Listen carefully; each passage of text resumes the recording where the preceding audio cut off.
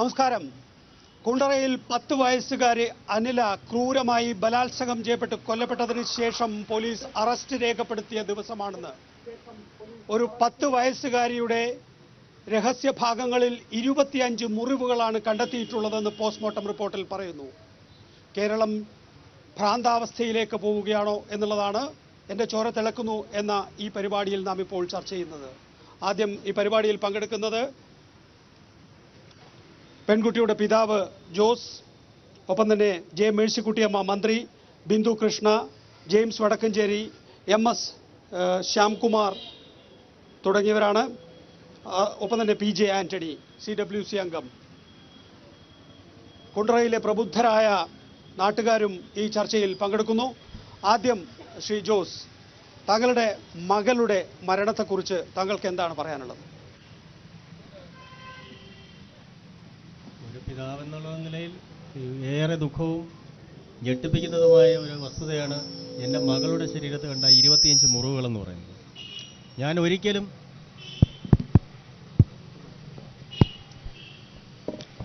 എൻ്റെ മകൾ ആത്മഹത്യ ചെയ്തതാണെന്ന് വിശ്വസിക്കുന്നില്ല എന്ന് പറയുമ്പോഴും എൻ്റെ മകൾ കെട്ടിത്തൂങ്ങി മരിച്ചതാണ് എന്ന് വിശ്വസിക്കാനായിരുന്നു എനിക്കിഷ്ടം. എന്നാൽ എൻ്റെ മകളുടെ ബോഡി പോലും അവിടെ നിന്നും കാണാൻ പറ്റാത്ത ഒരവസ്ഥയിലേക്ക് മാറേണ്ടി വരുന്നൊരവസ്ഥ, അതെന്താണെന്നതിനെക്കുറിച്ച് ചിന്തിച്ചപ്പോഴാണ് എൻ്റെ ഭാര്യാപിതാവിൻ്റെ ക്രൂരമായ മുഖം എൻ്റെ മനസ്സിലേക്ക് പെട്ടെന്ന് ഓർമ്മ വരികയും അയാളുടെ ചെയ്തികൾ എന്തൊക്കെയാണെന്ന് എനിക്ക് ഇതിനു മുൻപ് മനസ്സിലായിട്ടുള്ള പല കാര്യങ്ങൾ ഓർമ്മയിൽ വരികയും ചെയ്യുന്ന അടിസ്ഥാനത്തിലാണ് 15/1/2017 എൻ്റെ മകളുടെ മൃതദേഹം കണ്ടതിന് ശേഷം മെഡിക്കൽ കോളേജ് ആശുപത്രിയിലേക്ക് പോസ്റ്റ്മോർട്ടം ചെയ്യാനായിട്ട് കൊണ്ടുപോയപ്പോൾ കുണ്ട്ര പോലീസ് സ്റ്റേഷനിൽ ചെന്നിട്ട് എൻ്റെ മകൾ ആത്മഹത്യ ചെയ്തതല്ല എന്നും എൻ്റെ മകളെ ക്രൂരമായി കൊന്നതാണെന്നും കാണിച്ച് ഞാൻ അന്ന് തന്നെ പോലീസിന് പരാതി കൊടുത്തിട്ടുള്ളതുമാണ്. എന്നാൽ അടുത്ത ദിവസം മൃതദേഹം പോസ്റ്റ്മോർട്ടം ചെയ്ത് കൊണ്ടുവന്ന് ബോഡി അടക്കം ചെയ്ത് കഴിഞ്ഞതിന് ശേഷം ഞാൻ നിരന്തരമായിട്ട് കുണ്ട്ര പോലീസ് സ്റ്റേഷനിൽ കയറി ഇറങ്ങുകയാണ്. എൻ്റെ മകളുടെ പോസ്റ്റ്മോർട്ടം റിപ്പോർട്ടെങ്കിലും എനിക്ക് തരണമെന്ന് പറഞ്ഞു. പക്ഷേ പോലീസ് ഒരു പെൺകുട്ടി മരിച്ച ഒരു പിതാവെന്നുള്ള പരിഗണന പോലും തരാതെ സ്റ്റേഷനിൽ നിന്ന് തരികയില്ല എന്നുള്ള ഒരു നിലപാടാണ് എന്നോട് എടുത്തത്. പക്ഷേ ഞാനത് പോലീസിനോട് പിണങ്ങുകയും ഞാൻ ഈ സ്റ്റേഷനിൽ നിന്ന് മേടിക്കുകയും ചെയ്യുമെന്ന് പോലീസിനോട് പറഞ്ഞതിന് ശേഷം DGP ഓഫീസുമായിട്ട് ബന്ധപ്പെടുകയും അവിടുന്ന് DGP ഓഫീസിൽ നിന്നും കിട്ടിയ നിർദ്ദേശം അനുസരിച്ചാണ് എനിക്ക് പോസ്റ്റ്മോർട്ടം റിപ്പോർട്ട് കിട്ടിയത്. ഈ പോസ്റ്റ്മോർട്ടം റിപ്പോർട്ട് കിട്ടിക്കഴിഞ്ഞതിന് ശേഷം ഇത്രയും മാരകമായ ആക്രമണം എൻ്റെ കുഞ്ഞിൻ്റെ ശരീരത്തുണ്ടായി എന്ന് മനസ്സിലാക്കിയതിന് ശേഷം നിരവധി തവണ ഞാൻ ഈ കുണ്ട്ര പോലീസ് സ്റ്റേഷനിൽ കയറിയിറങ്ങി സർക്കിൾ ഇൻസ്പെക്ടറെയും സബ് ഇൻസ്പെക്ടറെയും കണ്ടിട്ടുള്ളതാണ്. എന്നിട്ട് അന്ന് തന്നെ, അതായത് 18-ാം തീയതി മുതൽ മുഖ്യമന്ത്രി, മനുഷ്യാവകാശ കമ്മീഷൻ, പ്രതിപക്ഷ നേതാവ്, കുണ്ട്ര മണ്ഡലം MLA മന്ത്രിയുമായ ശ്രീമതി ജെ മേഴ്സിക്കുട്ടിയമ്മ, DGP, കൊല്ലം റൂറൽ SP തുടങ്ങിയവർക്കെല്ലാം പരാതി കൊടുക്കുകയും ചെയ്തിട്ടും യാതൊരുവിധമായ ഫലവും ഉണ്ടായില്ല എന്നുള്ള വേദനിപ്പിക്കുന്ന ഒരു സത്യമാണ്. പക്ഷേ എൻ്റെ ഒരു ചോദ്യം ഇതാണ്: ഒരു കുണ്ട്ര പോലീസ് സ്റ്റേഷനിൽ നിന്നും ഒരു കുട്ടി മരിച്ചതറിഞ്ഞ് ആ ബോഡി ഇൻക്വസ്റ്റ് ചെയ്യാനായിട്ട് ചെന്ന പോലീസുകാർ, വനിതകൾ ഉൾപ്പെടെയുള്ള പോലീസുകാർ ആരും ഈ 25 മുറിവുകൾ ഒരെണ്ണം പോലും കണ്ടില്ല എന്ന് ചോദിക്കുമ്പോൾ എനിക്ക് ലജ്ജ തോന്നുകയാണ് കുണ്ട്ര പോലീസ് സ്റ്റേഷനിലുള്ള നമ്മുടെ പോലീസിൻ്റെ അനാസ്ഥയെക്കുറിച്ച്. എന്താണ് ഇങ്ങനെ ഒരു പോലീസ് ഭരണം എന്ന് പോലും എനിക്ക് മനസ്സിലാകാതിരിക്കുകയാണ്. പക്ഷേ എൻ്റെ ഒറ്റയാൾ പോരാട്ടം, നിരന്തരമായ ശ്രമത്തിൻ്റെ ഫലമായി പക്ഷേ നിങ്ങൾക്കാർക്കും അറിയാൻ പറ്റാത്ത ഒരു കാര്യമുണ്ട്. ഞാൻ വരെ ഈ കേസിൽ പ്രതിയാവുന്ന ഒരു ഘട്ടം വരെ പോലീസ് എടുത്തായിരുന്നു. പക്ഷേ അതിനെല്ലാം വളരെ അതിവിദഗ്ധമായ രീതിയിൽ ഞാൻ തരണം ചെയ്യുകയും ഞാൻ അവസാനം നമ്മുടെ രാഷ്ട്രീയ നേതാക്കളുടെ, അതായത് ഇവിടെ എൻ്റെ അടുത്ത് ബിന്ദു കൃഷ്ണ മാഡം നിൽപ്പുണ്ട്, പിന്നെ അതുപോലെ തന്നെ ചാനൽ മനോരമ ന്യൂസിൻ്റെ ദീപ് രേവതി, അവരുൾപ്പെടെയുള്ള ഒരുപാട് പേര് എന്നെ സഹായിക്കുകയും ചെയ്തതിൻ്റെ ഘട്ടത്തിൽ മാത്രമാണ് എന്നിൽ നിന്നും ആ കൊലക്കുറ്റം ഒഴിയുകയും യഥാർത്ഥ പ്രതിയെ പോലീസ് അറസ്റ്റ് ചെയ്യുകയും ചെയ്തിട്ടുള്ളത്.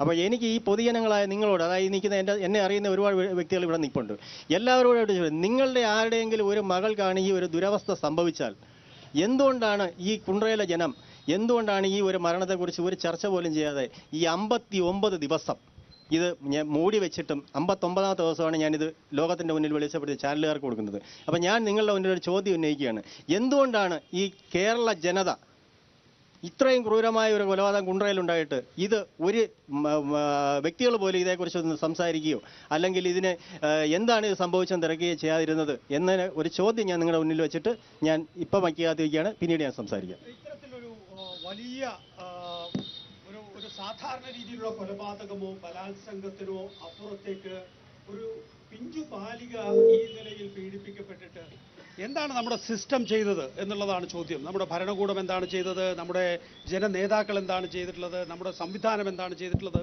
എന്നുള്ളതാണ് ചോദ്യം. വളരെ ചുരുക്കി. ഈ മാധ്യമ ചർച്ച കേരളത്തിലൊട്ടാകെ കേട്ടുകൊണ്ടിരിക്കുക. കേരളത്തിലൊട്ടാകെ ഈ മാധ്യമ ചർച്ച കേൾക്കുമ്പോൾ ഞാൻ സത്യസന്ധമായി നിങ്ങളോട് പറയുന്നത്, ഒരുപാട് വീടുകളിൽ ഇപ്പോഴും കുട്ടി ആരെയാണോ വിശ്വസിക്കുന്നത് ആ വിശ്വസിക്കുന്നവരിൽ നിന്നും കുട്ടികൾ പീഡനം ഏറ്റുകൊണ്ടിരിക്കുകയാണ്. എത്രത്തോളം ഈ ചർച്ച ആ കുട്ടികളുടെ മാനസികാവസ്ഥയെ ഏത് തലത്തിൽ വലിച്ചടിച്ചുകൊണ്ട് പോകുന്നത് കൂടെ നമ്മൾ ഈ ചർച്ചയുടെ ഭാഗമായി ആലോചിക്കേണ്ടതായിട്ടുണ്ട്. കൊല്ലം ജില്ലയിൽ തന്നെ കഴിഞ്ഞ ഏതാണ്ട് 2 വർഷമായി വീട്ടിനുള്ളിൽ തന്നെ പീഡിപ്പിക്കപ്പെട്ട 158ഓളം കേസുകൾ കൊല്ലം ജില്ലയിൽ തന്നെ ഉണ്ട്. അപ്പൊ ഇത്തരത്തിൽ ഗാർഹിക അന്തരീക്ഷത്തിൽ കുട്ടികൾ ഏറ്റുവാങ്ങേണ്ടി വരുന്ന ഈ പീഡനത്തിന് യഥാർത്ഥത്തിൽ അതിന്റെ കാരണം അന്വേഷിക്കൽ കൂടി ആയിരിക്കണം ഈ ചർച്ച.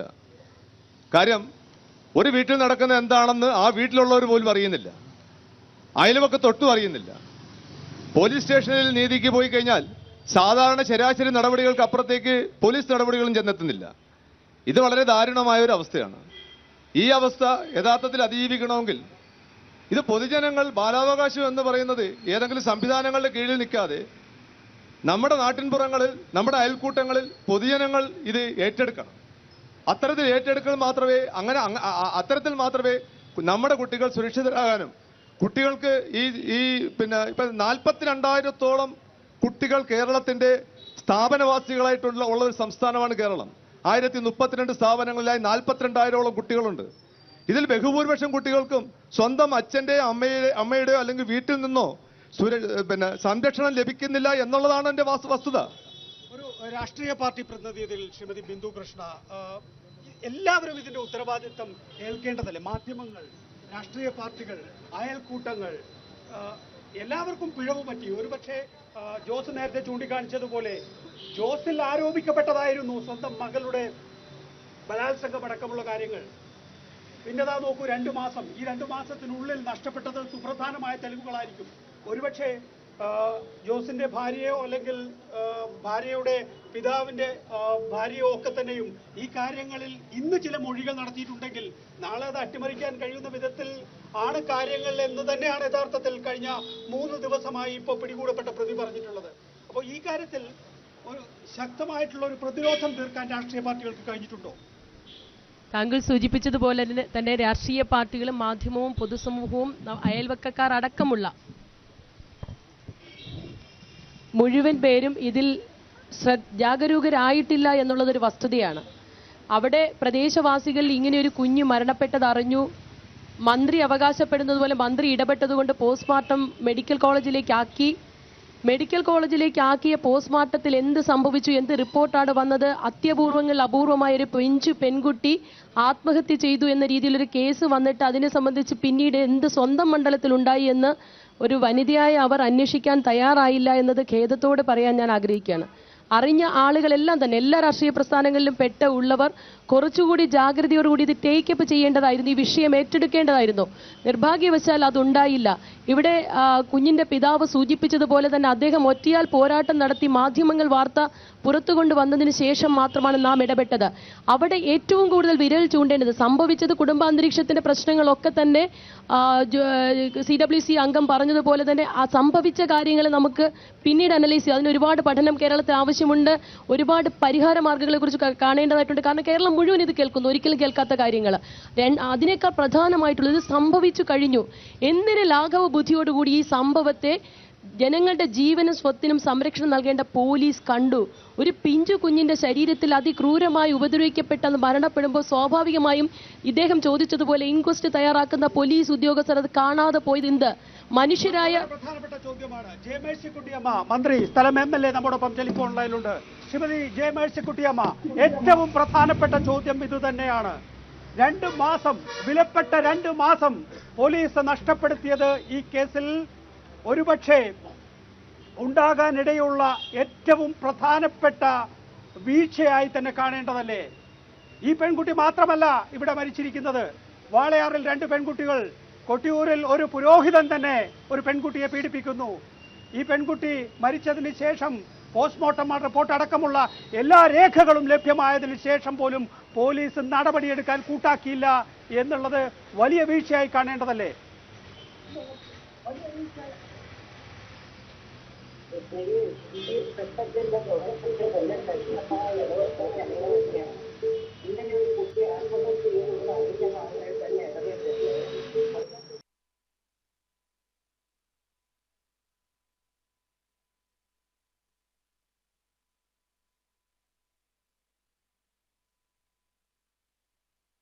സംഭവത്തിൽ മെഡിക്കൽ കോളേജ് കിട്ടിയതിന്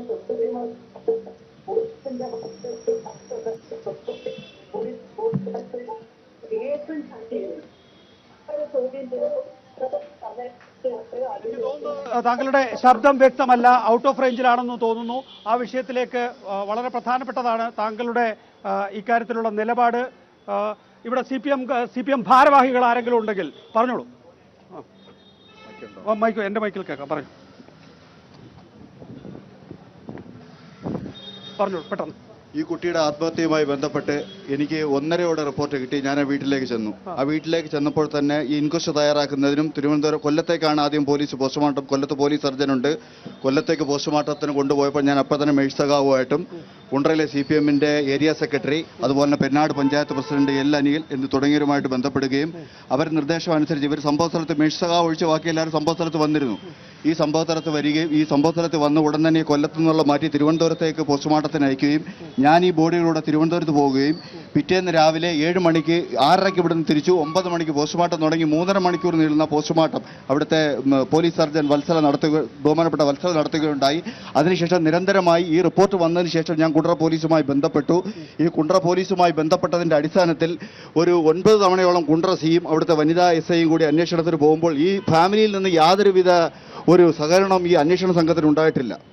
കാരണം ഈ അന്വേഷണ സംഘത്തിൽ ചെല്ലുമ്പോൾ അവരെ പച്ചയ്ക്ക് തെറി വിളിക്കുക, അതുപോലെ തന്നെ ഞങ്ങൾ കുടുംബത്തോട് ആത്മഹത്യ ചെയ്യുമെന്ന് ഭീഷണിപ്പെടുത്തുക, അതായത് അന്വേഷണ സംഘത്തിന്റെ ഈ ആത്മവിശ്വാസത്തെ തകർക്കുന്ന ഒരു സമീപനമാണ് ഈ കുടുംബത്തിൽ പ്രധാനപ്പെട്ട വിഷയമാണോ? സ്വാഭാവികമായും ഈ കേസിൽ എന്തെങ്കിലും തരത്തിൽ ബന്ധമുള്ളവർ അന്വേഷണ ഉദ്യോഗസ്ഥരെ ചീത്ത വിളിക്കും. അപ്പൊ പോലീസ് പിന്മാറുകയാണോ വേണ്ടത്? തീർച്ചയായും ഉണ്ട്. ആത്മഹത്യാ ഭീഷണിയാണ് ഈ സ്ത്രീകൾ മുടക്കുന്നത്. ഇവരുടെ കുടുംബ പശ്ചാത്തലം വളരെയേറെ മോശമാണ്.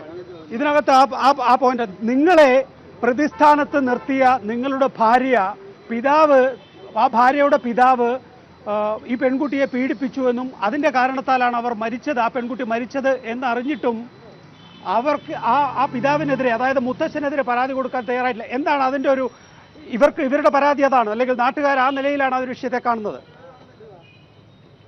പറഞ്ഞു. അതേക്കുറിച്ച് പറയാനാണെങ്കിൽ വിചിത്രപരമായ ഒരു മനുഷ്യസ്ത്രീ എന്ന് പറയാൻ പറ്റത്തില്ല, ഒരു ജീവി എന്ന് എനിക്ക് എൻ്റെ ഭാര്യയെ സംബോധന ചെയ്യാൻ പറ്റത്തുള്ളൂ.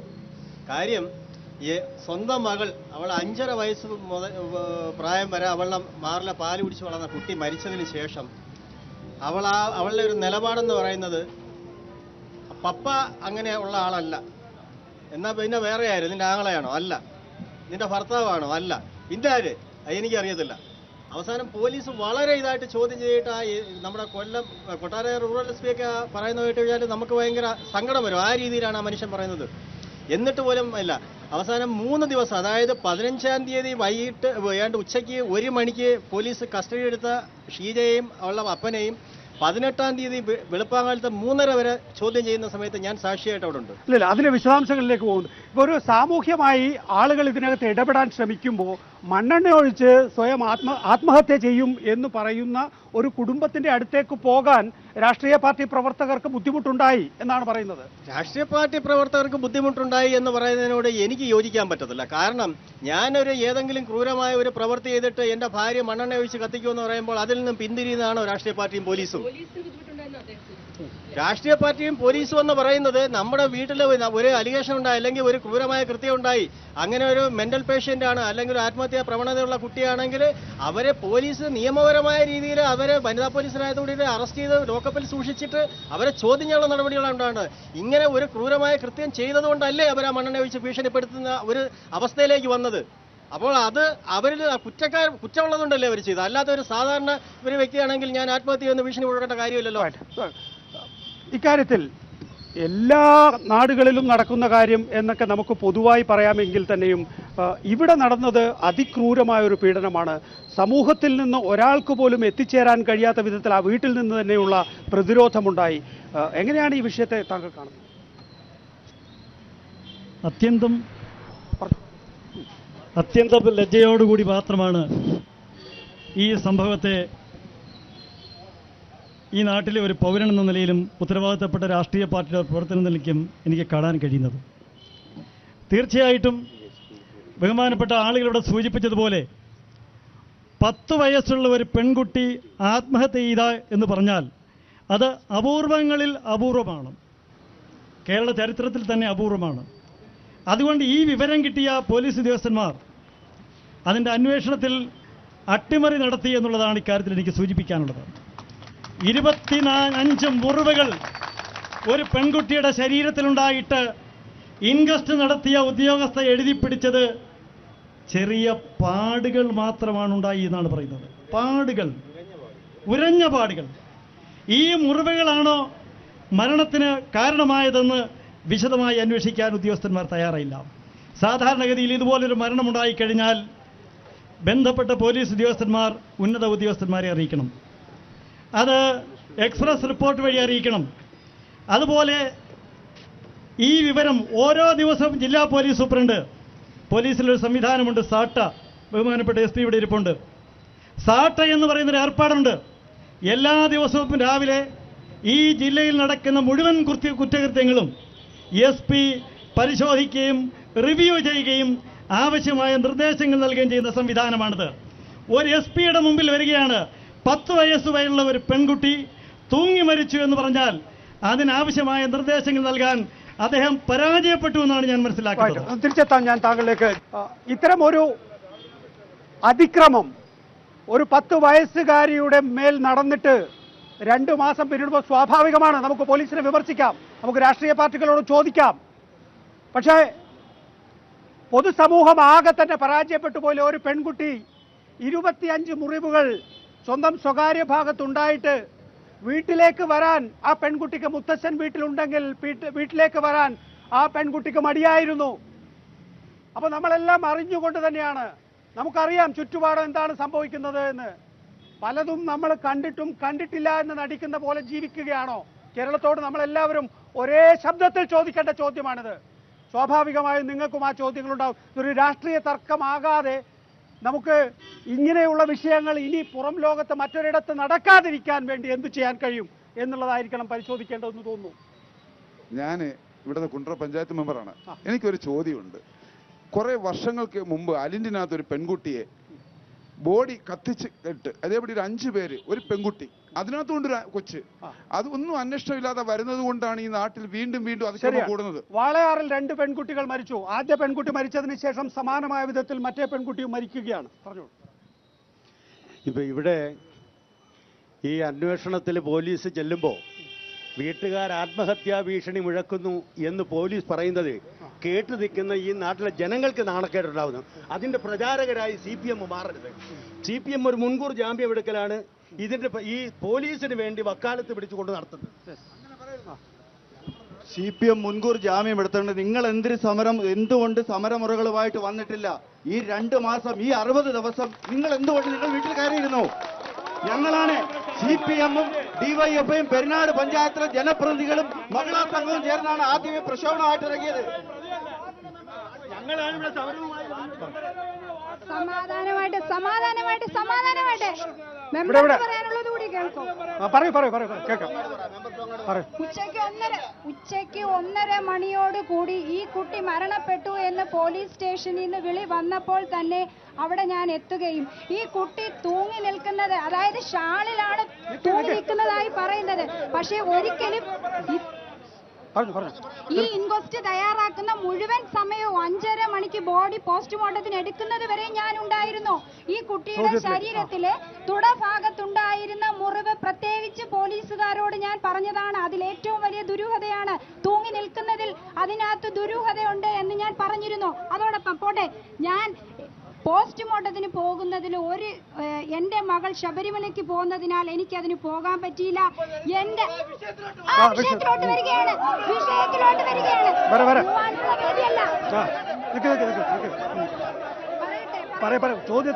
ചോദ്യത്തിലേക്ക് പല പ്രാവശ്യം പല പ്രാവശ്യം പോലീസ് സ്റ്റേഷനിലേക്ക് ചെന്നപ്പോഴും വിഷയത്തിലേക്ക് വാ. അതെ, വിഷയത്തിലേക്കാണ് വരുന്നത്. പല പ്രാവശ്യം പോലീസ് സ്റ്റേഷനിലേക്ക് ചെന്നപ്പോഴും തൂങ്ങി മരിച്ചു എന്ന് പറഞ്ഞു. 23-ാം തീയതി എന്റെ മൊഴി രേഖപ്പെടുത്തുന്നതിന് വേണ്ടി എന്താ പറഞ്ഞു വരുന്നത്? എന്താ ഞാൻ പറഞ്ഞ ശക്തമായ മെമ്പർ ഒന്ന് ഇടപെട്ടു. മനസ്സിലായി. മെമ്പർ നിൽക്കൂ. ഇത് ഒരു കൊലപാതകമാണ് എന്ന് താങ്കൾക്ക് സംശയമുള്ളതിന്റെ കാരണം എന്താണ്? ഇത് കൊലപാതകമാണെന്ന് എനിക്ക് സംശയമല്ല. ഇത് യഥാർത്ഥത്തിൽ കൊലപാതകം തന്നെയാണ്. എങ്ങനെയാണത് കൊലപാതകം? കാര്യം 13-ാം തീയതി, അതായത് 15-ാം തീയതി ഞായറാഴ്ചയാണ് എൻ്റെ മകൾ കൊല്ലപ്പെട്ടത്. 13-ാം തീയതി വൈകിട്ട് ഞാൻ അവിടെ ചെന്നിരുന്നു. പക്ഷേ എൻ്റെ മകളെ കാണാൻ എൻ്റെ ഭാര്യയോ ഭാര്യയുടെ പിതാവോ അനുവദിച്ചില്ല. എൻ്റെ മകളെ ഒരു മുറിയിൽ വലിച്ചിട്ട് പൂട്ടുകയാണ് ചെയ്തത്. എന്നാൽ 14-ാം തീയതി മുതൽ എൻ്റെ ഭാര്യയും ഭാര്യയുടെ പിതാവും എൻ്റെ മകൾ ഉൾപ്പെടെ 4 പ്രാവശ്യം എൻ്റെ മൊബൈലിലേക്ക് വിളിച്ചിട്ട് ആ വീട്ടിൽ ചെല്ലണമെന്ന് എന്നോട് ആവശ്യപ്പെട്ടിരുന്നു. 15-ാം തീയതി രാവിലെ 9 മണിക്ക്, അതായത് എൻ്റെ മകൾ മരിച്ച ദിവസം ഞായറാഴ്ച രാവിലെ 9 മണിക്ക് ചെല്ലാമെന്ന് എൻ്റെ മകളോട് ഞാൻ വാക്ക് കൊടുത്തതാണ്. എന്നാൽ അന്നേ ദിവസം രാത്രി 8:24 എൻ്റെ ഭാര്യ പിതാവ് എൻ്റെ മൊബൈൽ വിളിച്ചിട്ട് രാവിലെ 9 മണിക്ക് വരണ്ട എന്നും ഏകദേശം 11 മണിയോടുകൂടി വന്നാൽ മതിയെന്നും ആ സമയത്ത് അയാൾ അവിടെ ഉണ്ടാകുമെന്നും എന്നോട് കുറച്ച് കാര്യങ്ങൾ പറയണമെന്ന് അയാൾ പറഞ്ഞിരുന്നു. എന്നാൽ 15-ാം തീയതി 9 മണിക്കും 11 മണിക്കും ഞാൻ അവിടെ ചെന്നില്ല. ഈ 15 മണിക്കും 9 മണിക്കും 11 മണിക്കും ഇടയ്ക്ക് എൻ്റെ കുഞ്ഞിനെ കൊലപ്പെടുത്തിയതിന് ശേഷം ആ കുഞ്ഞിൻ്റെ പേരിൽ എൻ്റെ പേരിൽ ഒരു കേസുള്ളത് ഞാൻ എല്ലാവരോടും പറഞ്ഞിട്ടുള്ളതാണ്. ആ കേസിലെ കുട്ടിയെ ഞാൻ വകവരുത്തി എന്ന പേരിൽ വരുത്താനായിരുന്നു അവരുടെ ശ്രമം. കുട്ടിയെ അവിടെ കാണപ്പെട്ടത് കാല് നിലത്തുമുട്ടിയ നിലയിലാണ് എന്നാണ് പറയുന്നത്. കാല് നിലത്തുമുട്ടിയ നിലയിലാണ് എന്ന് പറയുന്നത് അടുത്ത വീട്ടിലെ പയ്യൻ വന്ന് ഗ്ലാസ് അടിച്ചു പൊട്ടിച്ചതിന് ശേഷം ഷാളിന്റെ ഊരുകെട്ടായിരുന്നു, അത് വലിച്ചപ്പോൾ ഞെരങ്ങി തറയിലിരുന്നു എന്നാണ് പറയുന്നത്. പക്ഷേ ബോഡി ഞാൻ കണ്ടില്ല, ഫോട്ടോ മാത്രമേ ഞാൻ കണ്ടുള്ളൂ. താങ്കളെ ബോഡി കാണാനും അനുവദിച്ചില്ല. ഞാൻ താങ്കളിലേക്ക് വരാം. മുൻ SP ജിൻരാജ് നമ്മോടൊപ്പമുണ്ട്. ശ്രീ ജിൻരാജ്, ഞാൻ നേരത്തെ ചോദിച്ച ചോദ്യം ഒരിക്കൽ താങ്കളോടുകൂടി ആവർത്തിക്കുകയാണ്. കൊല്ലത്ത് ഉണ്ടായിട്ടുള്ള ഈ ഒരു സംഭവത്തെ എങ്ങനെയാണ് താങ്കൾ കാണുന്നത്? അതിൻ്റെ ഒരു അന്വേഷണം ഏത് നിലയിൽ? സുഹൃത്തുക്കളെ, വസ്തുനിഷ്ഠമായും വസ്തുതാപരമായും ഈ പ്രശ്നത്തെ കാണാതെ സങ്കുചിതമായ രാഷ്ട്രീയ ലക്ഷ്യത്തോടും വ്യക്തി താല്പര്യത്തോടും കൂടി ദയവായി ഇതിനെ കാണരുത് എന്നാണ് എനിക്ക് ആദ്യം തന്നെ പറയാനുള്ളത്. മറ്റൊരു കാര്യം, വളരെ ഭീതിതമായ ഞെട്ടിപ്പിക്കുന്ന ഒരു അന്തരീക്ഷമാണ് എന്നുള്ളത് ഒരു യാഥാർത്ഥ്യമാണ്. ഇവിടെ ഞാൻ ആദ്യം തന്നെ പറയട്ടെ, പോലീസിന് വീഴ്ച ഉണ്ടായിട്ടുണ്ട്. കാരണം എന്തുകൊണ്ട് ഈ വീഴ്ചയുണ്ടായി, ഇതാണ് നിങ്ങൾ ചർച്ച ചെയ്യേണ്ടത്. കേരളത്തിൽ അങ്ങോളം ഇങ്ങോളം ദൈനംദിനം എന്നോണം ഇങ്ങനെയുള്ള കുറ്റകൃത്യങ്ങൾ ഉണ്ടാകുന്നു. Protection of children from sexual offences act, protection, സംരക്ഷണം. ആരിൽ നിന്നുള്ള സംരക്ഷണം? ആര് കൊടുക്കുന്ന സംരക്ഷണം? ഇതിനെപ്പറ്റി ഗൗരവതരമായ ഒരു ചർച്ച ഈ പൊതുസമൂഹം ഇന്ന് വരെ നടത്തിയിട്ടുണ്ടോ? ഇല്ല എന്ന് ഞാൻ പറയും. അത് ജനപ്രതിനിധികളാകട്ടെ രാഷ്ട്രീയക്കാരായിക്കട്ടെ ആരും തന്നെ ചെയ്യുന്നില്ല എന്നതാണ് യാഥാർത്ഥ്യം. ഞാൻ മനസ്സിലാക്കിയിടത്തോളം ഈ പ്രശ്നം ജനുവരി 15 എനിക്ക് തോന്നുന്നത്. ജനുവരി 15 തീയതി ഈ പ്രശ്നമുണ്ടായി. ലാഘവത്തോടുകൂടി വളരെ കാഷ്വലായിട്ടാണ് പോലീസ് ഉദ്യോഗസ്ഥന്മാർ ഇതിനെ ആദ്യം സമീപിച്ചത് എന്ന് എനിക്ക് തീർച്ചയായും പറയാൻ കഴിയും. കാരണം ഈ രാജ്യത്ത് തെളിവ് ശേഖരണം, കളക്ഷൻ ഓഫ് എവിഡൻസ്, അതാണ്. അല്ലാതെ രാഷ്ട്രീയക്കാർ പറയുന്നത് കേട്ട് അതിനകത്ത് തുള്ളുന്നതല്ല പോലീസ് എന്ന്. ഞാനിവിടെ 4 വർഷം കുണ്ട്ര പോലീസ് ഉദ്യോഗസ്ഥനായിരുന്ന ആളാണ്. അതുകൊണ്ട് നിങ്ങൾ പൊതുജനം മനസ്സിലാക്കേണ്ടത്, നമ്മൾ നാടിന് വേണ്ടി, നമ്മുടെ കുഞ്ഞുങ്ങൾക്ക് വേണ്ടി സംസാരിക്കണം. സങ്കുചിതമായ രാഷ്ട്രീയത്തിന് വേണ്ടി വ്യക്തിനിഷ്ഠമായും നമ്മൾ സംസാരിക്കരുത്. ഇവിടെ ഈ വീഴ്ച വരുത്തിയ പോലീസ് ഉദ്യോഗസ്ഥന്മാരുടെ പേരിൽ നടപടി ഇപ്പോൾ എടുത്തിട്ടുണ്ട്. ഇനിയും ഒരു പോലീസ് ഉദ്യോഗസ്ഥരിൽ നിന്നും ഇങ്ങനെ വീഴ്ച ഉണ്ടാകാൻ പാടില്ല. വ്യക്തമായിട്ടുള്ള ഏറ്റവും നല്ല നിലപാട് എടുത്തിട്ടുള്ള ആൾ. മറ്റേ ഒരു കാര്യം കൂടെ എനിക്ക് പറയാനുണ്ട്. അതിന് പൊതുസമൂഹത്തിന്റെ ഒരു ബോധം ഇതിന് ആവശ്യമുണ്ട്. ഞാൻ നിങ്ങളോട് പറയട്ടെ, ഈ പോലീസില് പ്രൊഫഷണലിസം അല്ലെങ്കിൽ തൊഴിൽപരമായ വൈദഗ്ധ്യം ഇപ്പൊ നഷ്ടപ്പെട്ടിരിക്കുന്നു. ഈ പ്രൊഫഷണലിസം നഷ്ടപ്പെട്ടതാണ് ഇതിന്റെ പ്രധാന കാരണം. ഇതിന് ഭരണകൂടത്തെ മാത്രം കുറ്റം പറഞ്ഞുകൊണ്ട് കാര്യമില്ല. എങ്ങനെ പ്രൊഫഷണലിസം വർദ്ധിപ്പിക്കുക എന്നത് കൂട്ടായി എല്ലാ ജനപ്രതിനിധികളും രാഷ്ട്രീയക്കാരും ചർച്ച ചെയ്യണമെന്നാണ് എനിക്ക് പറയാനുള്ളത്. ഇത് നിങ്ങളുടെ ഗൗരവതരമായ ചർച്ചയ്ക്ക് വേണ്ടി ഞാൻ വിടുന്നു. ബഹുമാനപ്പെട്ട ജനരാജൻ സാർ പറഞ്ഞതിന്റെ ബാക്കി പൂരിപ്പിക്കാനായിട്ടാണ് എനിക്ക് ആഗ്രഹം. കാരണം ഇതൊരു വളരെ പ്രധാനപ്പെട്ട വളരെയേറെ പൊതുസമൂഹത്തെ മുഴുവൻ ഒരു ഭീതിയിലാക്കുന്ന ഒരു വലിയ സംഭവമാണ് ഇവിടെ നടന്നിട്ടുള്ളത്. അപ്പോൾ ഇതിനെ ഇവിടെ പോലീസിന്റെ വീഴ്ചയെ പറ്റി ഇവിടെ പറയുന്നുണ്ട്. ചോദ്യത്തിലേക്ക് വരാം. എനിക്ക് പ്രധാനമായിട്ടും ചോദിക്കാനായിട്ടുള്ളത് ബഹുമാനരായ ബിന്ദുകൃഷ്ണയോടും ബഹുമാനപ്പെട്ട ശ്യാംകുമാറിനോടുമാണ്. പോലീസിന് വീഴ്ച പറ്റി എന്ന് നിയമസഭയിൽ മുഖ്യമന്ത്രി സമ്മതിക്കുകയും അതിന് വീഴ്ച പറ്റിയതായിട്ടുള്ള പോലീസ് ഉദ്യോഗസ്ഥന്മാരെ സസ്പെൻഡ് ചെയ്യുകയും ചെയ്തതിന് ശേഷവും ഇതിനെ ഒരു രാഷ്ട്രീയ മുതലെടുപ്പായി കൊണ്ടുപോകാനായിട്ട് ശ്രമിക്കുന്ന രാഷ്ട്രീയക്കാരായ സാമൂഹ്യ പ്രവർത്തകർ, അത് ഒരു ഉത്തരവാദിത്തപ്പെട്ട രാഷ്ട്രീയ പാർട്ടിക്ക് ചേർന്നതാണ്. തെറ്റുകൾ ചൂണ്ടിക്കാണിക്കുന്നത് രാഷ്ട്രീയ മുതലെടുപ്പാണെങ്കിൽ ആ രാഷ്ട്രീയ മുതലെടുപ്പിന്റെ ഒപ്പം ഞങ്ങൾ ഉണ്ടാകും. അനീതിയെ അന്യായത്തെ എതിർക്കുന്നത് തെറ്റാണെങ്കിൽ ആ രാഷ്ട്രീയത്തിനോടൊപ്പം ഞങ്ങൾ ഉണ്ടാകും. 2 മാസക്കാലം ഒരു പിഞ്ചു കുഞ്ഞിന്റെ ക്രൂരമായ കൊലപാതകം ഞാനും താങ്കളും അടക്കമുള്ള പൊതുസമൂഹത്തിൽ നമുക്ക് ആർക്കും ചിന്തിക്കാൻ പോലും പറ്റാത്ത സംഭവം ഉണ്ടായിട്ട് നിഷ്ക്രിയരായിരുന്ന പോലീസ് ഉദ്യോഗസ്ഥർ, ഞാൻ പറയുന്നു SIയും CIയും മാത്രമല്ല, കഴിഞ്ഞ ദിവസം പത്രസമ്മേളനത്തിൽ റൂറൽ SP വിലപിക്കുകയാണ്, ഗ്രേവ് റിപ്പോർട്ട് കൊടുക്കുവാൻ പറഞ്ഞിട്ട് DYSP കൊടുത്തില്ല എന്ന്. നാണക്കേടല്ലേ? ഇത്തരത്തിൽ നെറുകേടിന്റെ പര്യായമാർ മാറുന്ന പോലീസ് ഉദ്യോഗസ്ഥർ, അതേത് രാഷ്ട്രീയ പാർട്ടിക്കാരായാലും അവരെ അതിന്റെ കാര്യം മനസ്സിലാക്കണം. ഇനി ഒരു കേസിലും ഒരു പിഞ്ചു കുഞ്ഞിനോ ഒരാൾക്കും ഒരു മനുഷ്യനുണ്ടാകത്തില്ല.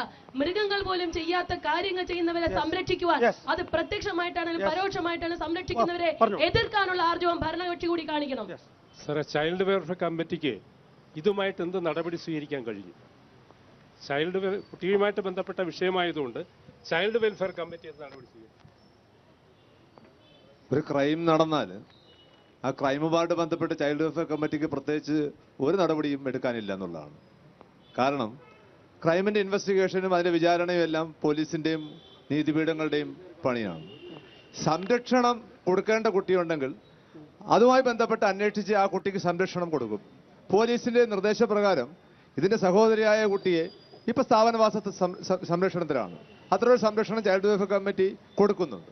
ഇതാണ് ചൈൽഡ്. ഇപ്പം മറ്റേത് ക്രൈം ഇതിന്റെ ഒരു ക്രിമിനൽ കേസുമായിട്ട് ബന്ധപ്പെട്ട് ഈ പെൺകുട്ടി മുത്തച്ഛനെ കുറിച്ച് വീട്ടിൽ അമ്മയോട് പരാതി പറയുന്നു. ആ പെൺകുട്ടി വീട്ടിലേക്ക് വരാൻ കഴിയാത്ത വിധത്തിൽ പുറത്തു തന്നെ തളം കെട്ടി നിൽക്കുകയാണ്. അപ്പൊ സ്കൂളിനോ അല്ലെങ്കിൽ മറ്റ് കൗൺസിലിംഗ് സ്ഥാപനങ്ങൾക്കോ ഒന്നും ചെയ്യാനില്ല എന്ന് പറയുമ്പോൾ നമ്മൾ പ്രകടിപ്പിക്കുന്നത് വലിയ നിസ്സഹായതയാണ്. ഈ കുട്ടിയുടെ പ്രശ്നം യഥാർത്ഥത്തിൽ ഈ സ്ഥാപനവാസ സംരക്ഷണത്തിലേക്ക് ഈ കുട്ടികളെ കൊണ്ടുവരാൻ 2015 തന്നെ സ്കൂൾ മുഖാന്തരം 3 തവണ നമ്മളൊരു അറ്റംപ്റ്റ് നടത്തിയിരുന്നു. കാര്യം ഈ ആദ്യത്തെ കേസുമായിട്ട് ബന്ധപ്പെട്ട്. പക്ഷേ അമ്മയോ അല്ലെങ്കിൽ കുഞ്ഞുങ്ങളോ നേരത്തെ ഇവിടെ ജോസിന്റെ തന്നെ പരാതി എന്താണ്? അദ്ദേഹത്തിനെതിരെ ആക്ഷേപം ഉയർന്നപ്പോ കൗൺസിലിംഗ് നടത്തിയിരുന്നു എങ്കിൽ അല്ല, അത് ഞാൻ പറഞ്ഞോട്ടെ, ഈ കൊലപാതകം ഉണ്ടാകില്ലായിരുന്നു. ഞാനത് പറഞ്ഞു വെച്ചോട്ടെ. ഈ 2015 സംഭവം ഈ ചൈൽഡ് വെൽഫെയർ കമ്പനിയുടെ പ്രവർത്തനം എന്താണെന്ന് യഥാർത്ഥത്തിൽ പൊതുസമൂഹം അറിയേണ്ടതായിട്ടുണ്ട്. വല്ലാത്ത തെറ്റിദ്ധാരണ ഇതുമായിട്ട് ബന്ധപ്പെട്ടുണ്ട്. അതെന്തായാലും ആ ചോദ്യം ചോദിച്ചുകൊണ്ട് നന്ദിയാണ്. കാരണം അല്ല, അതെ, 3500 ചില്ലുവാനം കുട്ടികൾ നാളിതുവരെ ഈ സംരക്ഷണ സംവിധാനത്തിന്റെ ഗുണഭോക്താക്കളായിട്ടുണ്ട്. അത് പൊതുസമൂഹം വന്ന് വിലയിരുത്താൻ ഞാൻ അങ്ങോട്ട് തന്നെ പറയുവാണ്. ഇപ്പൊ ഇദ്ദേഹം പറഞ്ഞതിന്റെ അടിസ്ഥാനത്തിൽ എന്താണ് നടക്കുന്നതെന്ന് മനസ്സിലാക്കണമെങ്കിൽ, മറിച്ച് ശ്രദ്ധയും സംരക്ഷണവും ആവശ്യമുള്ള കുട്ടികൾ എന്ന് പറഞ്ഞാൽ പീഡിപ്പിക്കപ്പെടുന്ന കുട്ടികൾ മാത്രമല്ല, ഭിക്ഷാടനത്തിന് ഉപയോഗിക്കുന്ന കുട്ടികൾ, പിന്നെ അതുപോലെ തന്നെ നഷ്ടപ്പെടുന്ന കുട്ടികൾ, അത്തരം കുട്ടികളെ സംരക്ഷിക്കലാണ് ഞങ്ങളുടെ ജോലി. ശരി, എന്റെ അഭിപ്രായത്തിൽ ആന്റണി സാറാണ് ഈ കേസിന്റെ ഒന്നാമത്തെ പ്രതി. കാരണം ഞാൻ പറയാം, വ്യാജ പരാതി അച്ഛന്റെ പേരിൽ കൊടുത്തു, അതിനെതിരെ അച്ഛന്റെ പേര് കേസെടുത്ത്. സാറ് എല്ലാവരുടെ സമക്ഷം കോപ്പി വരുന്നു. വ്യാജ പരാതി എന്റെ റിപ്പോർട്ട് അല്ല, കേസെടുത്ത പോലീസല്ലേ അതെ പറയട്ടെ. അച്ഛന്റെ കേസെടുക്കാൻ നിർദ്ദേശിച്ചു. സംഭവം നിങ്ങളോടായി പറയാം. ഈ സംഭവം നിങ്ങളോടായി പറയാം. കേസിനകത്തുള്ള കാര്യം പറയാം. കേൾക്കുക, പറയാനുള്ള അവസരം തരിക. കുട്ടി 1ാം ക്ലാസ്സിൽ പഠിക്കുമ്പോൾ കുട്ടിയെ പീഡിപ്പിച്ചു എന്നും പറഞ്ഞാണ് കുട്ടി 5ാം ക്ലാസ്സിൽ കൊടുക്കുമ്പോഴാണ് പരാതി കൊടുത്തത്. ഇങ്ങനെ ഒരു വിചിത്രമായ കേസാണ് കൊടുത്താൽ ഈ കുട്ടിയെ കൗൺസിലിംഗ് ചെയ്യുകയും അന്വേഷിക്കാനുള്ള ഒരു ഉത്തരവാദിത്തം സാറാണ് ഒന്നാമത്. ഇതാണ്ട് എന്റെ റിപ്പോർട്ടുണ്ട്. എനിക്ക് സമയക്കുറവുണ്ട്. ഇതിനകത്ത് നിങ്ങൾ മനസ്സിലാക്കേണ്ടുന്ന കാര്യം, ഇപ്പോഴേ ഒരു കുട്ടി പീഡിപ്പിക്കപ്പെട്ടു എന്ന് പറഞ്ഞ് കുട്ടിയുടെ കൈയക്ഷരത്തിൽ അപേക്ഷയും കൗൺസിലറുടെ റിപ്പോർട്ടുമായി ചൈൽഡ് വെൽഫെയർ കമ്മിറ്റിയുടെ മുന്നിലെത്തിയാൽ ചൈൽഡ് വെൽഫെയർ കമ്മിറ്റി ആ നിമിഷം പോലീസ് എവിടെ Dinaraj sir report mandatory reporting ആവശ്യമാണ്, അല്ലെങ്കിൽ ഞാൻ പ്രതിയാവും. ഞാൻ എന്റെ റെഫറൽ ലെറ്റർ മാത്രമാണ് ഇതിനോടൊപ്പം വെച്ച് കുണ്ടറ SHOയ്ക്ക് കൊടുത്തിട്ടുള്ളത്. എവിടെ വെച്ച് വേണമെങ്കിലും പരിശോധിക്കാം. ഇത് അല്ലെങ്കിൽ ഞാൻ ഈ കേസിൽ ഞാൻ പ്രതിയാവും, അല്ലെങ്കിൽ ദിനരാജ് സാർ ഇക്കാര്യത്തിൽ ശ്രീ ജോസ്, താങ്കൾ തൃപ്തികരമായ ഒരു അവസ്ഥയിലാണോ ഇപ്പോൾ നിൽക്കുന്നത്? ഒരൊറ്റയാൾ പോരാട്ടം എന്നുള്ള നിലയിലാണ് ഈ വിഷയം താങ്കൾ ഏറ്റെടുത്ത് നടത്തിയതെന്ന് നേരത്തെ പറഞ്ഞു. ഇപ്പോൾ തൃപ്തികരമായ ഒരു അവസ്ഥയിലാണോ? വളരെ ചുരുക്കി. ഇതല്ല ഞാൻ കൊടുത്ത സാധനം കൊണ്ടുവന്നാൽ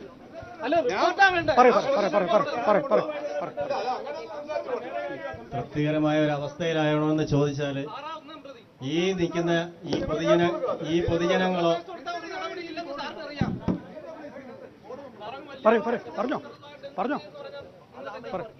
ഈ പൊതുജനങ്ങളോ ആരും അറിയുന്നില്ല. കാര്യം 15-ാം തീയതി വിജയനെയും എൻ്റെ ഭാര്യ ഷീജയെയും പോലീസ് കസ്റ്റഡി എടുക്കുന്നതോടുകൂടി എന്നെയും പോലീസ് സ്റ്റേഷനിൽ കൊണ്ടുപോയിരുന്നു. 15-ാം തീയതി മുതൽ 18-ാം തീയതി വരെ പോലീസ് അവർക്കറിയാവുന്ന എല്ലാ രീതിയിലും എല്ലാ അടവുകളും പയറ്റിയെങ്കിലും വിജയൻ്റെ വായിൽ നിന്നോ ഭാര്യയുടെ വായിൽ നിന്നോ ഒരു മൊഴിയും കിട്ടിയില്ല. അങ്ങനെ ഇരുന്നപ്പോഴാണ് DYSP കൃഷ്ണകുമാർ സാറ് എന്നെ വിളിച്ചിട്ട് പറയുന്നത് നുണപരിശോധനയ്ക്ക് വിധേയമാക്കാനാണ് തീരുമാനം, തന്നെ നുണപരിശോധനയ്ക്ക് വിധേയമാക്കാൻ പോകണമെന്ന്. ഞാൻ പറഞ്ഞു ഞാൻ എഴുതി ഒപ്പിട്ട് വരാൻ എനിക്കിപ്പോഴും സമ്മതമാണെന്ന് പറഞ്ഞു. അത് കഴിഞ്ഞ് എൻ്റെ ഭാര്യയോട് ചോദിച്ചപ്പോൾ നുണപരിശോധനയ്ക്ക് തയ്യാറാണെന്ന് പറഞ്ഞു. വിജയൻ്റെയോട് ചോദിച്ചപ്പോൾ പറഞ്ഞു ഞാൻ തയ്യാറല്ല എന്ന് പറഞ്ഞു. അങ്ങനെ നുണപരിശോധന നടത്താനായിട്ട് ബഹുമാനപ്പെട്ട ജില്ലാ കോടതിയെ പോലീസ് സമീപിക്കുകയും ജില്ലാ കോടതി അനുമതി കൊടുക്കുകയും ചെയ്തു. ഇതറിഞ്ഞതിന് ശേഷമാണ് വിജയൻ്റെ ഭാര്യയും മകളും വിജയനെതിരെ മൊഴി കൊടുക്കാൻ തയ്യാറായത്. ഇത് മൊഴി കൊടുക്കാൻ തയ്യാറായതിൻ്റെ രഹസ്യം എന്ന് പറഞ്ഞാൽ നിങ്ങൾക്ക് ആർക്കും അറിയാത്ത വേറെ ഒരു കൊലപാതകം എൻ്റെ അയൽ വീട്ടിൽ നടന്നതായിട്ട് ഞാനിപ്പോൾ പരാതിയിൽ സൂചിപ്പിച്ചിട്ടുണ്ട്. അച്ചു എന്ന് പറയുന്ന 16 വയസ്സുകാരൻ്റെ കൊലപാതകം നുണപരിശോധന നടത്തിയാൽ ഈ അച്ചുവിൻ്റെ കൊലപാതകം ഉൾപ്പെടെ എൻ്റെ മകളെ കൊന്നതാണെന്ന് എൻ്റെ പരാതി നിലനിൽക്കെ ഈ 2 കൊലപാതകങ്ങളും തെളിയുമെന്നും മാത്രമല്ല അയാളുടെ ജീവിതത്തിൽ അയാൾ ചെയ്ത ഒരുപാട് കുറ്റകൃത്യങ്ങൾ തെളിയുമെന്നും ഭയന്നാണ്, കുടുംബത്തോടുകൂടി ജയിലിൽ പോകേണ്ടി വരും എന്നോ ഭയന്നിട്ടാണ് വിജയൻ്റെ ഭാര്യ മൊഴി കൊടുക്കാൻ തയ്യാറായത്. പോലീസ് വിജയനെ അറസ്റ്റ് ചെയ്തു. അതായത് ഞാനിപ്പോഴും ഇവിടെ എഴുതി കൊണ്ടുവന്നിട്ടുണ്ട്, നാളെ കൊട്ടാരക്കര SP കൊടുക്കാൻ പോവുകയാണ്. എൻ്റെ ആവശ്യം എന്ന് പറഞ്ഞു കഴിഞ്ഞാൽ വിജയനെയും എൻ്റെ കുടുംബത്തിലുള്ള എല്ലാവരെയും എന്നെ ഉൾപ്പെടെ ആയിരിക്കട്ടെ നുണപരിശോധനയ്ക്ക് വിധേയമാക്കി ഇതിന്റെ സത്യം നുണപരിശോധനയ്ക്ക് വിധേയമാക്കിയ കൂടുതൽ കാര്യങ്ങൾ പുറത്തു വരുമെന്നാണ് എന്റെ വിശ്വാസം. എനിക്ക് ആവശ്യപ്പെടാനുള്ളത്. ഒരുപക്ഷെ കുണ്ടറയിലാണ് ഇന്നത് നടന്നിട്ടുള്ളത് എങ്കിൽ നാളെ കേരളത്തിലും ഇന്ത്യയിൽ എവിടെയും നടക്കാൻ കഴിയുന്ന വിധത്തിൽ ഏറ്റവും അപകടകരമായ ഒരു അവസ്ഥയിലേക്കാണ് നമ്മുടെ സമൂഹം പോയിക്കൊണ്ടിരിക്കുന്നത്. അവിടെയാണ് നേരത്തെ ഈ പോലീസ് ഉദ്യോഗസ്ഥൻ സൂചിപ്പിച്ചതുപോലെ ഇത് രാഷ്ട്രീയമായി കാണാതെ ഇതൊരു വലിയ സാമൂഹ്യ അപജയമായി കണ്ടുകൊണ്ട് ഇതിനെ വലിയ തോതിലുള്ള പ്രതിരോധം തീർക്കുന്നതിന് വേണ്ടി സമൂഹം ആകെ തന്നെ തയ്യാറാകണം. സമൂഹം എന്ന് പറയുമ്പോൾ നമ്മുടെ കുടുംബം, നമ്മുടെ ചുറ്റുപാട്, അയൽവക്കം, നമ്മുടെ രാഷ്ട്രീയ സംഘടനകൾ, വനിതാ സംഘടനകൾ, ഒപ്പം തന്നെ നമ്മൾ ആകെ തന്നെയും അതിന് ഒരു പ്രതിരോധമായി, നമ്മുടെ കുഞ്ഞുങ്ങൾക്ക് പ്രതിരോധമായി നിൽക്കേണ്ട അവസ്ഥയാണ് ഇപ്പോൾ സംജാതമായിരിക്കുന്നത്. അതിനെക്കുറിച്ച് ജാഗരൂകരായി നാം ഓരോരുത്തരും ഉണ്ടാകും എന്ന് പ്രതിജ്ഞ എടുത്തുകൊണ്ട് നമുക്ക് ഈ ചർച്ച അവസാനിപ്പിക്കാം. വളരെ നന്ദി കുണ്ടറയിലെ പ്രബുദ്ധരായ നാട്ടുകാർക്ക് ഈ ചർച്ചയിൽ പങ്കെടുത്തതിന്.